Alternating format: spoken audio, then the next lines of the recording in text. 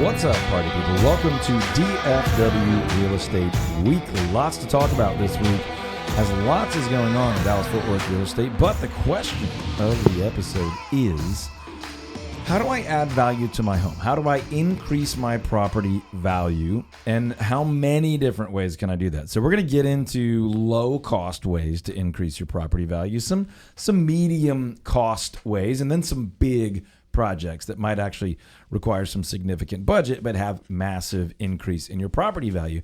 Before we dive into all that, I do want to address there's multiple types of value. When we say increased property value, there's more than just financial value. So we'll dive into that here in just 1 second, but we are joined in studio. This is DFW Real Estate Weekly with Todd Tramonte, but there is more than Todd Tramonte here. We've got the legend of DFW Real Estate, marketing specialist extraordinaire, and ice skating guru himself, John Kanika. Welcome, John. Thanks. Listen, wow, he's super. He is pumped to be here. The humility, I'm very excited. The humility of this man, just legendary status. Everyone knows, and he comes in with a thanks. No, I'm glad to be here. It's good. Exciting. Okay, good. Thanks. Well, I'm glad we covered that. Thanks. Okay, moving on. We also have the English wonder himself, the Yanni Donnie himself, John. Hi, Ian. All right. Happy birthday. It's Mum. Thanks. Oh, nailed it. And from the back row, full price Courtney, producer extraordinaire of all things audio, video, and digital. Even John's woo is like.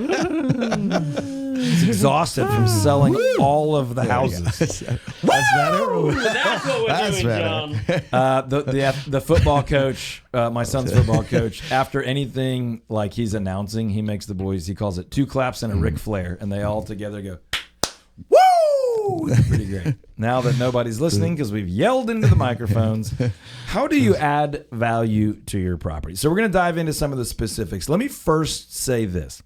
Most of the time, we only focus on the financial value. So obviously, if I spend this much on my kitchen, how much am I going to be able to sell my house for, or other variants of that?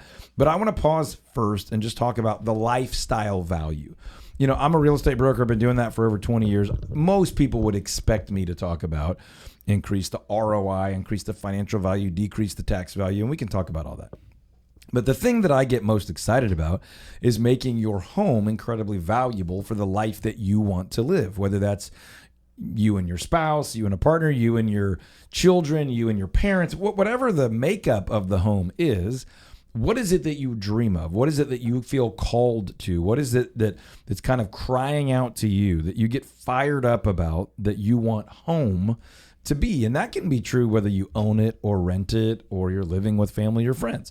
But today we're going to talk about both the lifestyle value and, of course, we'll focus on some financial value as well when it comes to improving the value of your home. But it goes without saying that there is more than one type of value. So when you are making decisions about which countertops or floors or windows or doors, it's also important to say, okay, what's the cost? What's the return on that investment financially? But will that lead to more peace in our home? Will that lead to more entertaining opportunities? Will that lead to more quiet study or more rest and recovery? Or will this feel warm and welcoming, or does it just have the right amount of square footage, right? So that's an important piece of the conversation. And the good news is you can both do lifestyle value and financial value, right? So the financial value is a lot of what I've already said, right? But, you know, somebody might say to you, John, okay, I want to sell my house, but I want to sell it for the most possible. What could I do right now to increase the value? How often do people ask you questions like that before selling? Almost all the time. Yeah, almost every single time, right? Is there certain parts of town where people want to know that, or is it pretty much everywhere? It's pretty universal. Do you ever get asked how well you can decrease your value of your house, or is it just the increase? Just the increase. Okay, got it. Just wanted to make sure. I'm really so glad that you asked that. Yeah. Really helpful question. Yeah. John, see what I'm working with? I'm glad you're here, John. Yes. Maybe you can help. Okay. Again, the good news is you can do both, right? So you can say, look, we want to increase the value of the home, but maybe we're not ready to sell. We want to enjoy it for a while, or we have no intention of selling. But, someday when we do or pass it on or whatever, we'd like it to be worth more. But really, we want to enjoy it more. So both of those things factor in to property value, whether you're increasing or decreasing. But we are talking about increasing property value. So I've got one counterintuitive thought before we open it up for a little more discussion on how do we increase the value of your property. And I've been saying this, it feels like 25 years, but at least 15 years, I have had this core foundational flag in the ground philosophy that before you go and try to add things to your house to increase the value, step one of increasing the value to your house is to remove negatives. So before we add things, new windows, new countertops, new carpet, new paint, new furniture, new design, new fireplace, before we do new stuff, we need to stop and look around and go, okay, where are there some negatives here? And some of the obvious negatives are like, is there a hole in the sheetrock, right? Has the dog chewed up all the baseboards? So if somebody walked into my house, before they could see the positives, their eye would be drawn to the negatives and be like, man, it smells terrible in here. Breathe out the negatives. Yes. Breathe in the You're positives. so helpful today. Thank you for Well, and I bringing think the that up. smell is an important one because a lot of people walk in. It's one of the Right. first things. You they could have gorgeous kitchen, gorgeous wood floors, and if it's have a terrible odor. And what are some of the worst smells, by the way? Cat Pee-pee. pee-pee. Urine. Urine. Urine. That's the worst, Urine, right? yes. Yeah, that's the worst one. I put that as my number one worst and the hardest to get out. About smoke. Smoking for sure. I would is say a terrible- cigarette smoke is number 3, but like a house fire type of smoke is number 2. And remediators would tell you that too, that oftentimes with cat urine or like a burning fire, they'll have to seal the foundation or the studs, which is Yes. people disagree on whether you should do that. But I even had someone that did that and had a problem. Put all Otherwise, new carpet down the smell just never before goes. we started working with them, and they had to rip it all back up, go in and stain, and they had already got new carpet, put it on top of the concrete, and they had to go back out, rip it all out, stain it, and then put it back, That's seal rough. it in. That's rough. And those are some of the mistakes people will make if they don't have an incredible world-class leader guiding them through the process, like John or the rest of our team or other world-class agents around the country. Now, so smells is one of them. What are some other things that you would say you have to gracefully tell people, hey, before we go add stuff, let's tidy these negatives up? What are some of the common ones? Some cracks in the wall, potentially from foundation movement or anything like that. Of course, like you said, filling holes throughout the house where there's like kids with crayons on the walls, that kind of stuff. Right. And sometimes if the carpet looks like it's been really worn, things like that. Yeah, what about things like just really obviously old, dated things? Some people are like, it's still working. Yeah, And fixtures. We'll have to tell them, that oven is like literally 38 years old. So when we sold our house, that was the example, and I think I've shared it on this show before. That was the example you gave us where you're like, hey, you guys have redone your entire kitchen, you've redone the floors, but you have the original 1982 oven that's in there. Yep. And people always label their houses when they go and see them. They're seeing 6, 8, 10 different houses, maybe more. And they always label them by the thing that stands out the worst. Yep. It was the bad backyard house. It was the dated master bathroom house. Yep. And you were like, you don't want to be the old oven house. Right. Just go to a scratch and dent type of place. Go get a new oven for a couple $100, and it's gonna like rule that out. Yep. The perfect Absolutely. illustration. And we teach our well, agents. thank you. We teach our agents that. Well, thank you for the compliment that I actually do what I say, because that was 12 years ago. How long? 2000 and 15, 11 years ago. 11, 12 years ago, yeah. So I was practicing what I preach. Now, the bigger point there, and we train our agents on this, is the human psychology, whether we like it or not, tends to start with the negative and work towards the positive. So what Ian was saying is exactly right. People will say, that was the smelly kitchen house, right? That was that was the ugly door house. That doesn't mean they won't buy it. It just means that's the identifier for them. They're like, man, that house had a gorgeous backyard. That living room was awesome, but it had that weird hall bathroom. Yes. So they're not saying no, but the thing they're thinking of first is we're going to have to overcome that to be willing to buy it. Or we might not be willing to pay full value because of that. Or you might be thinking, I would love to host a party, but I'm kind of embarrassed about that one feature. And so I'm not getting the lifestyle value out of my home as much because we know we've needed to restain that front door forever and we just haven't done it. And it's embarrassing when people walk up and see whatever. I'm not saying you have to feel that way, but a lot of people do. It's also one of the reasons that I don't like when agents put online that there's a credit given towards carpet or whatever, because even before you've gone and seen the house, you already know it's going to be not good. Yeah. And now I'm just assuming that credit is part of the deal, and emotionally it's still worth less because I still saw the ugly door, or the ugly floors, or the ugly walls, or the bad tile, or the nasty grout, or the old funky sink, or all the things that we all know. Even like curtains too is kind of a Yeah, and I'm glad you said that because those are usually they're the easier things to fix. Now, if you have like a destroyed foundation, that's not as easy to fix.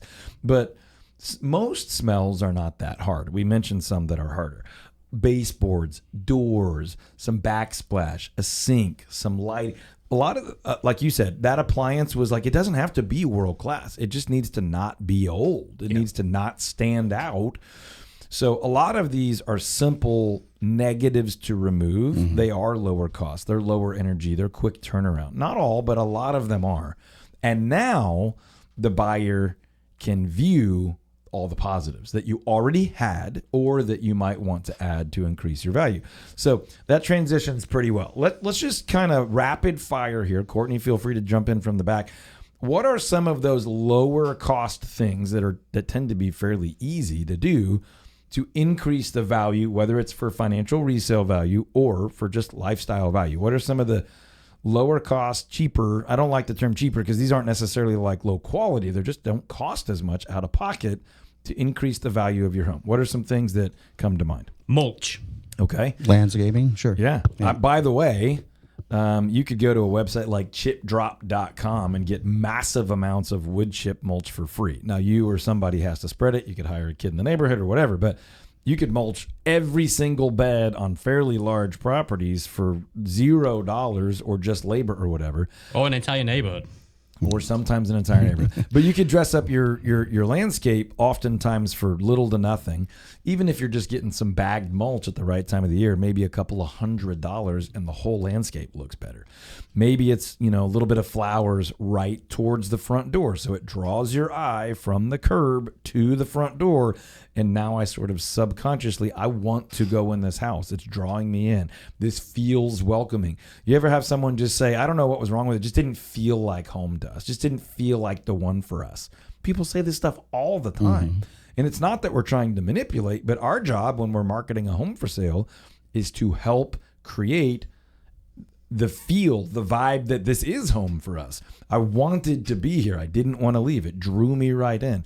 These are some of the things you even can like do. Trees too close to the house, opening it up a little bit. Open it up how close it is to the house, or sometimes bringing up the canopy so from the road you can actually see the front of the house. Sometimes it's the opposite strategy. It's like that part of the house is just a little asymmetrical.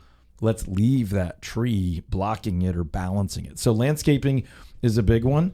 What else? Sometimes it's like pressure washing, just super simple, like clean up the sidewalks. Grout is often shower could look a lot better. Just updating the grout. What do you think it's costing people right now to have some grout cleaned up?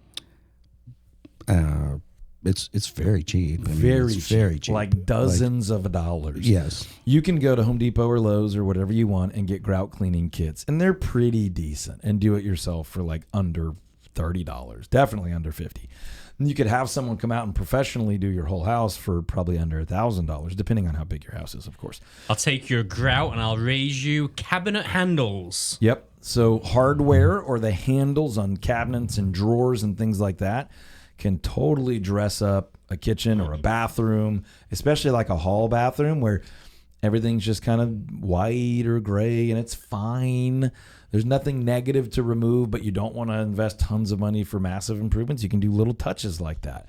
And staging is a whole other topic where you can do that. But staging comes and it goes. It's how we present it. Handles or hardware, things like that, tend to, they're going to stay with the house, and someone's going to feel like there's a little more pop in there. And I think lights as well, making sure, first of all, like real simple, just make sure the bulbs all match. Oh, say it again. Say it again. Making sure all the bulbs match. Do they all need to work? Yes, they need to work as well. Yes. And then also just even changing out some fixtures that would update it or give it a little bit more current look. What if the light bulbs are like really high up and you can't reach them? Do those need to work? Yes. Okay. Turns out all light bulbs get. This show is brought to you by the Todd Tramonte home selling team, where we guarantee to sell your home over the average price and under the average time. We also guarantee to help you buy a home and save at least $5,000 throughout the purchase process. Check out over 800 5-star reviews on Google. We'll get back to the show.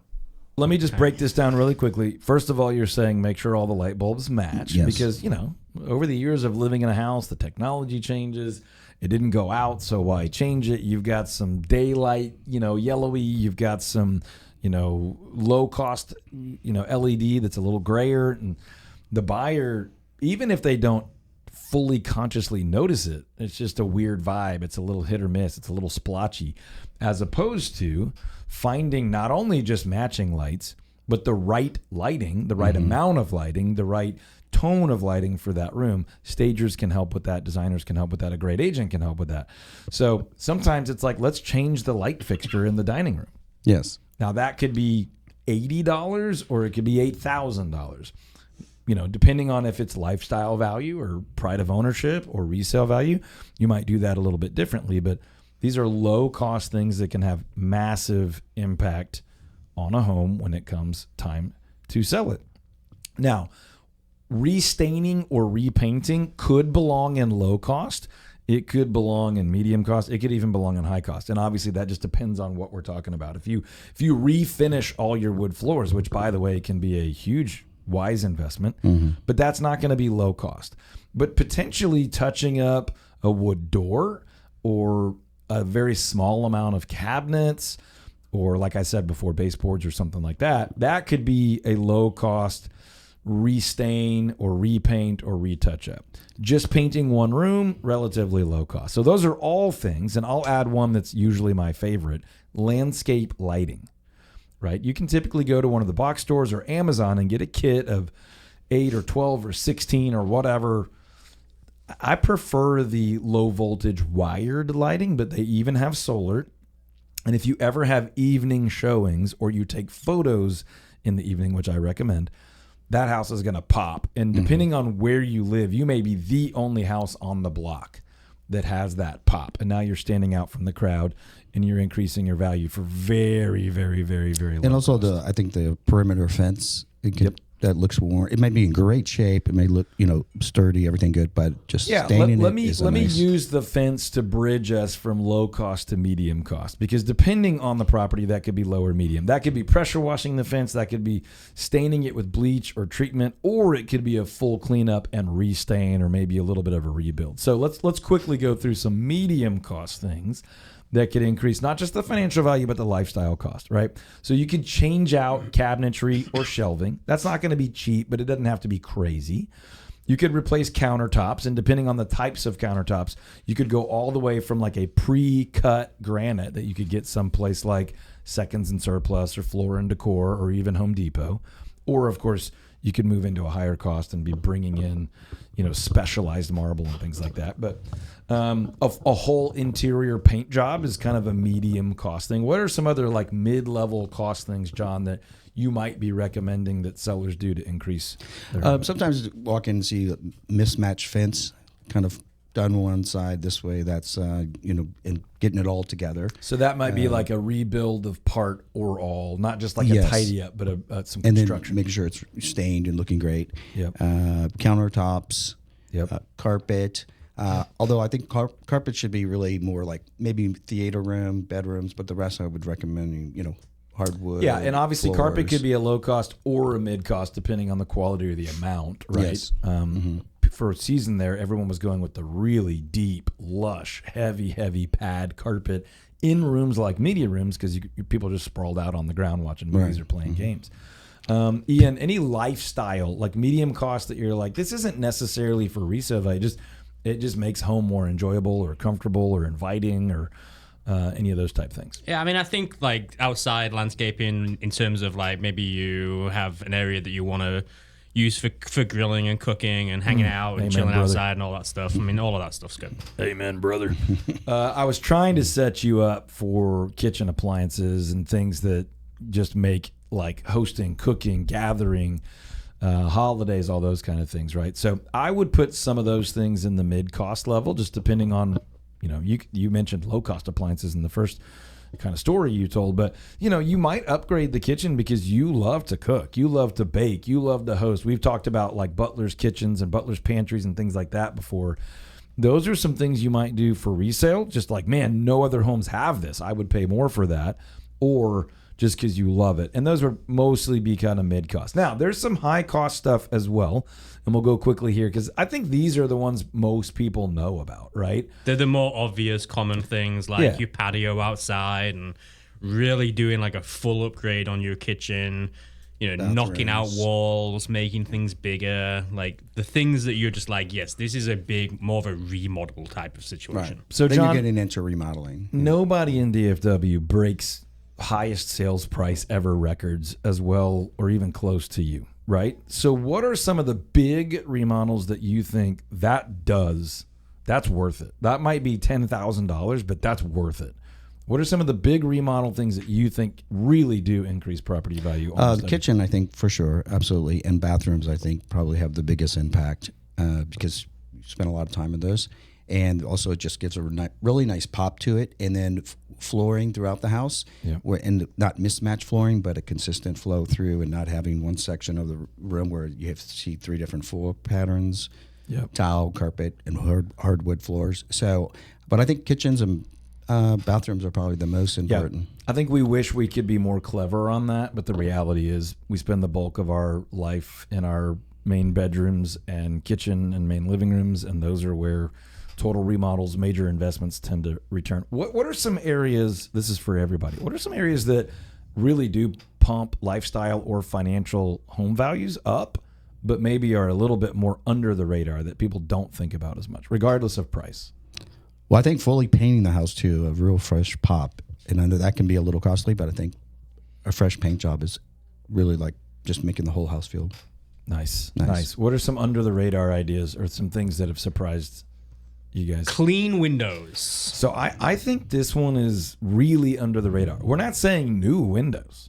If your Just home, clean 'em. If your home is for sale or going for sale, or I always say wait till right after spring where we just get a lot of rain and a lot of splash, and then clean those windows in summer when it's bright and there's a lot of sun coming through. Lifestyle and financial value. Now the financial value is during that season that you're selling it. So everything looks cleaner, bigger, brighter, fresher, optimistic. For lifestyle value, that's when I would come in early summer and really enjoy all summer, fall, going into winter, just with a cleaner, fresher, brighter, more open feel. I think window cleaning is an absolute home run. You already mentioned light bulbs. That's one that I think a lot of people don't think about.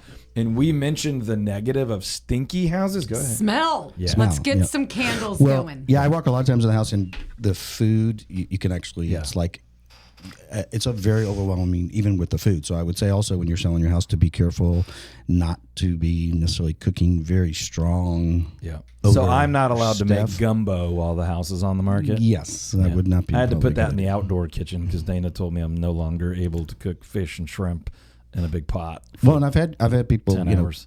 get feedback saying the house was great, this and that, but the smell, and not even like cat or dog or whatever, it was the food smell. Yeah. Hey, this is DFW Real Estate Weekly with Todd Tramonte, and I've got John Kanika, marketing specialist, or listing agent is what most people call that, extraordinaire in studio. We've also got the Yanni Donnie and full price Courtney in the back. So we got everybody today, and we're just talking about ways to improve your property value for financial value, resale value, but also lifestyle value. And there's some stuff that people just assume always works, and it doesn't always work to improve your property value, whether it's dollars or lifestyle.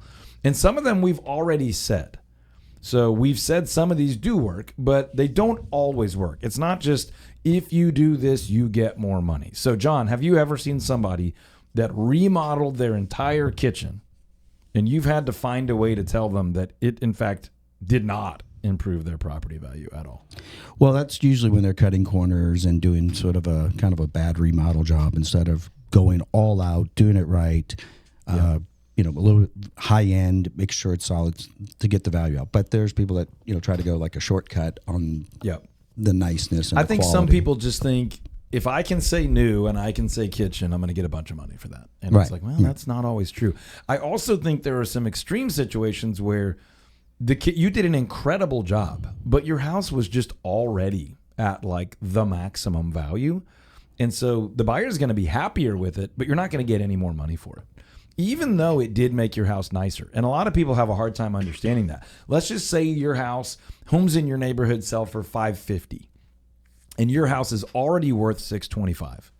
Like, a bank's not going to lend any more than on $625. A buyer's going to feel irresponsible in that area paying more than $625. But you did add a brand new kitchen, and that house is nicer, and the kitchen will be more useful, and it didn't cut corners.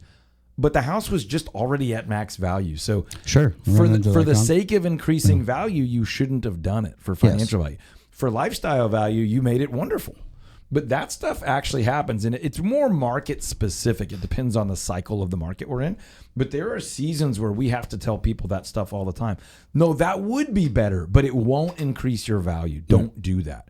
There's also some stuff where we're like, I know solar panels sounds great. I know the idea of not having an energy bill or being more energy efficient or being more earth friendly. I know that sounds great.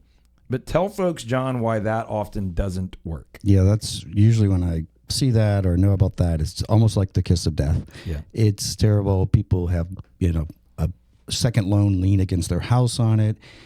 Buyers are not willing to obviously pay for the solar panels. They want them paid off at closing. And I've had some situations where, it kind of killed the deal. Yeah, so let's just say the assumption here is, man, if I added solar and I was more energy independent or more energy efficient, or my energy costs in the month by month weren't as high, that's going to increase my value. That would be the assumption. You're saying, here's what's wrong about that.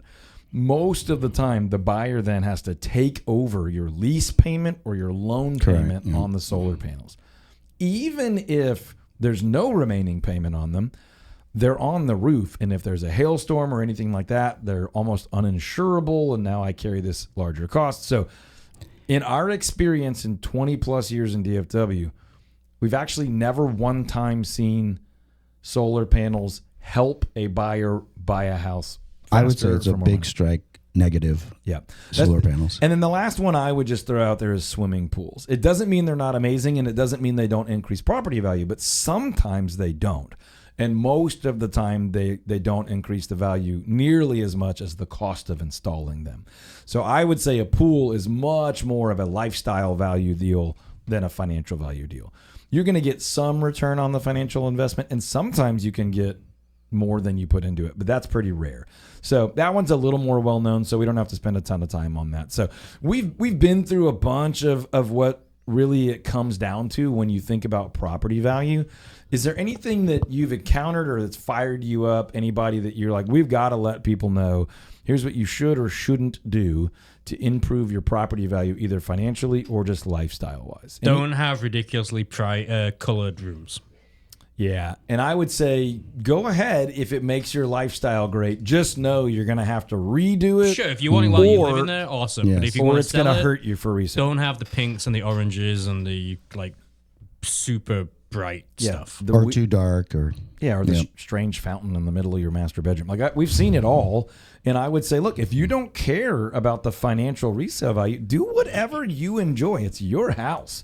Don't let ROI burden you. But if you do care, then enjoy your home to the best of your ability and just limit the most extreme decisions so that they're still in the general in-demand design, in-demand utility range, right? So instead of having a super bright gold flake paint on your dining room wall, if you're about to sell it, stay in the modern, current, in style color palette. But if you just love that and that's your family's favorite or your favorite college sports team or whatever, and you don't care about financial value or resale value right now, enjoy it. So we're not saying don't. We're just saying be careful is this for lifestyle value or is this for financial value? Yeah, and the feedback I get is never, oh, it's too bland. I get the feedback of too many colors, too different. Don't cut corners. I'm not saying don't do things on a cheaper side of things. Like if that you do what you can afford to do, right? But you can do things cheaper but at a really high level. I'm saying like don't cut the corners because you can save $100 here and $100 there because people are going to find out. Well, you'll often be worse off if you did a bad kitchen remodel than if you did no kitchen remodel. Because as a buyer, I'm like, well, it's old. I could update it. Or I'm like, well, they updated it and they tried to hide a bunch of stuff or cheap. I'm going to have to redo it now. So I have the burden of feeling crazy about tearing out a remodeled kitchen and redoing it. So now I just don't even want to touch that. So you've lost me completely and you spent the money to cut the corners. So I think there's two things like you're saying earlier. When you overdo it in the neighborhood, that's never going to get the return on it. Yeah. Or another situation where I just had someone totally remodel, redo, just all to the nines, and everything just got it all well done. And we in a neighborhood where we're getting a lot of like, oh, it's overpriced. But we finally found the right person that fell in love with it and just blew out the price totally and got every penny on what they invested. Sold that bad boy way more than they thought they were going to, right? Yes. Yeah. Okay, couple little things before we wrap up. Number one, if you need help with any of this, this is what we do. John is absolutely world-class at guaranteeing that homes sell over the average price and under the average time. That's what we do at the Todd Tramonte Home Selling Team, so you can reach out to us at toddtramonteteam.com.